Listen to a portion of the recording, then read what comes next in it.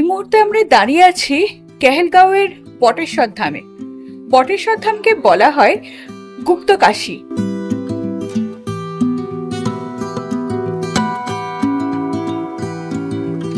কৈলাসের সমান জায়গা বিশিষ্ট কোনো একটা দ্বিতীয় জায়গা খুঁজ। তার জন্য শর্ত ছিল এটাই যে দুটো নদীর মিলনস্থল হতে হবে, গঙ্গাকে উত্তর বাহিনী হতে হবে।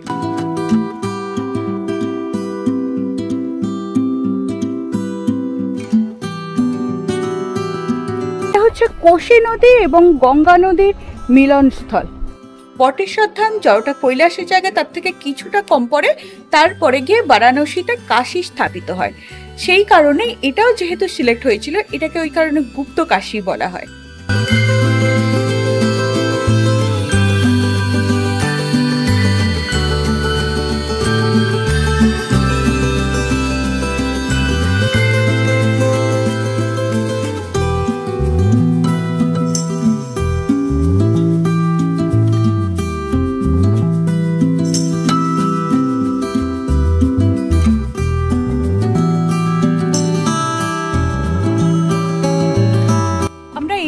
চলে এসেছে বটেশ্বর ধামের আর্কিওলজিক্যাল সার্ভে অফ ইন্ডিয়ার আন্ডারে যে জায়গাটা, পাথর কেটে কি সুন্দর পাথরের কেটে ওখানে গুহা আছে এবং কিছু স্কাল্পচার আছে।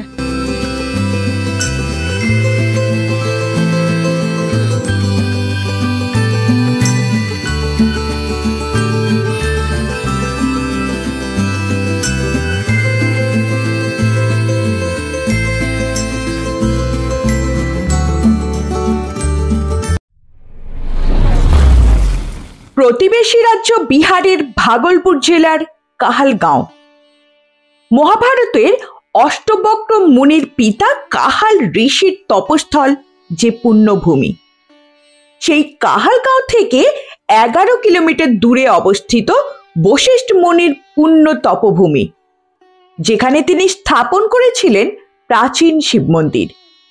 নাম বশিষ্ঠেশ্বর মহাদেব মন্দির, যা লোকমুখে আজ বটেশ্বর মহাদেব মন্দির বা বটেশ্বর স্থান রূপে পরিচিত। আমরা এই মুহূর্তে দাঁড়িয়ে আছি বটেশ্বর ধামে। আমার পিছনে দেখা যাচ্ছে বটেশ্বর মন্দিরটা, আর এই যে এটা হচ্ছে কোশি নদী এবং গঙ্গা নদীর মিলনস্থল। গঙ্গা ও কোশি নদীর সঙ্গমস্থল, ঠিক সেখানেই বটেশ্বর পর্বতের পাদদেশে অবস্থিত বটেশ্বর মহাদেব মন্দির। পুরাণে উল্লেখ আছে যে কাহালগাঁওয়ের বটেশ্বর স্থানকে কাশী ধাম করার পরিকল্পনা করা হয়েছিল।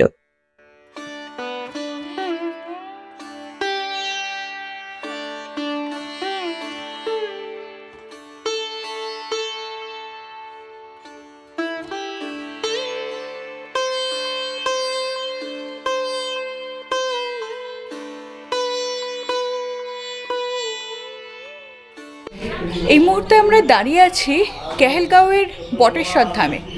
বটেশ্বর ধামকে বলা হয় গুপ্তকাশী। আসলে এটা নিয়ে একটা পৌরাণিক কাহিনী আছে। যখন মহাদেবের সঙ্গে পার্বতীর বিবাহ হয়, তখন যেহেতু কৈলাস পর্বতে তাকে থাকতে হবে এবং কৈলাস যেহেতু হিমালয়ের আন্ডারে, তো পার্বতী একটু থাকতে তার একটু দ্বিধাবোধ করছিলেন, কারণ সেটা তার পিতার জায়গা। তখন সেই কথাটা মহাদেব বুঝতে পেরেছিলেন এবং তিনি তখন বিশ্বকর্মা এবং দেবর্ষিকে দায়িত্ব দিয়েছিলেন যে কৈলাসের সমান জায়গা বিশিষ্ট কোনো একটা দ্বিতীয় জায়গা খুঁজতে। তার জন্য শর্ত ছিল এটাই যে দুটো নদীর মিলনস্থল হতে হবে, গঙ্গাকে উত্তর বাহিনী হতে হবে। তো তখন তারা 3টে জায়গা বেছেছিল, একটা বারাণসী, একটা হচ্ছে এই বটেশ্বর ধাম, আর একটা হচ্ছে ঝাড়খণ্ডের একটা জায়গা। তো বটেশ্বর ধাম ঝাড়খণ্ডের জায়গাটা যেহেতু শক্তিপীঠ, সেটা নাকচ হয়ে যায়। বটেশ্বর ধাম যতটা কৈলাসের জায়গা তার থেকে কিছুটা কম পড়ে, তারপরে গিয়ে বারাণসীতে কাশী স্থাপিত হয়। সেই কারণে এটাও যেহেতু সিলেক্ট হয়েছিল, এটাকে ওই কারণে গুপ্ত কাশী বলা হয়। চলুন দেখাই বটেশ্বর ধাম। বিশ্বাস করা হয় যে বর্ষাবাসের সময় ভগবান বুদ্ধও এখানে 3 মাস ধ্যান করার জন্য অবস্থান করেছিলেন।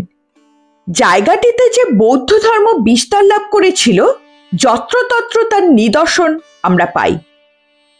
বটেশ্বরনাথ মহাদেব মন্দিরের ঠিক বিপরীতে মা কালীর মন্দির রয়েছে। কথিত আছে যে প্রাচীনকালে এটি তন্ত্রবিদ্যার একটি প্রধান কেন্দ্র ছিল। বটেশ্বর ধামের পিছনে অবস্থিত পাহাড়ের গায়ে স্কাল্পচার থেকে স্পষ্ট প্রমাণিত এখানে তন্ত্র সাধনা ও বৌদ্ধ ধর্মের বিস্তার। সে বিষয়ে জানাবো পরবর্তী ভিডিওতে। বটেশ্বর ধাম থেকে 3 কিলোমিটার দূরে প্রাচীন বিশ্ববিদ্যালয় বিক্রমশিলা, যেখানে পড়ানো হতো তন্ত্রবিদ্যা, সে সম্পর্কেও জানাবো পরবর্তী এপিসোডে। বটেশ্বর ধামের বর্তমান মন্দিরটিও প্রাচীন। 1216 খ্রিস্টাব্দে বাংলার সেন রাজবংশের দ্বারা নির্মিত হয়েছিল এই মন্দির। বঙ্গীয় পঞ্জিকা অনুসারে বাংলার সেন শাসকদের শাসনামলে বল্লাল সেন এখানে আসেন, এমনকি তার শ্বশুর ভাতকৃষ্ণ মিত্রকে মগধের রাজা ঘোষণা করার উপলক্ষে শিবলিঙ্গ পূজাও করেন। পরবর্তীতে 1272 খ্রিস্টাব্দে বাংলার হুগলির বাসিন্দা মথুরানাথ চট্টোপাধ্যায় দ্বারা এটি সংস্কার করা হয়।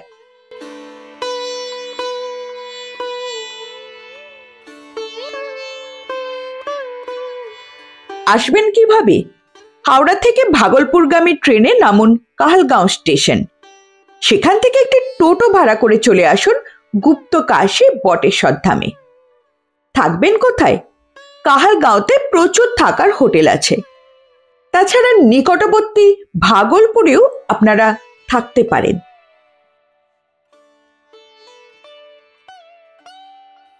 আর কি কি দেখার আছে এখানে? এখানের গঙ্গা উত্তর বাহিনী। গঙ্গা বক্ষে আছে 3টি পাহাড়, যেগুলো একটি নৌকা ভাড়া করে আপনারা দেখে নিতে পারবেন। এছাড়া আছে বিশাল ডলফিন স্যাংচুয়ারি। দেখবেন প্রাচীন বিক্রমশিলা মহাবিহার। একদিনের সম্পূর্ণ ট্যুর প্ল্যান দিয়েছি আমি আমার চ্যানেলে, যার লিঙ্ক আই বাটনে ও ডেসক্রিপশন বক্সে যোগ করা রইল। অবশ্যই ভিডিওটি দেখে নেবেন। আমি প্রিয়াঙ্কা, আপনাদের মানস ভ্রমণের সঙ্গী। তেপান্ততা এক্সপ্লোরারের পর্দায় আমি আপনাদের সঙ্গে পরিচয় করাই গ্রাম বাংলা, প্রকৃতি, ইতিহাস ও ঐতিহাসিক স্থানে দিই ছোট ছোট ট্যুর প্ল্যান। তাই এই ধরনের ভিডিও দেখতে যারা পছন্দ করেন তারা লাইক, সাবস্ক্রাইব ও শেয়ার করে পাশে থাকতে পারেন। মূল্যবান মন্তব্য জানাতে পারেন কমেন্ট বক্সে।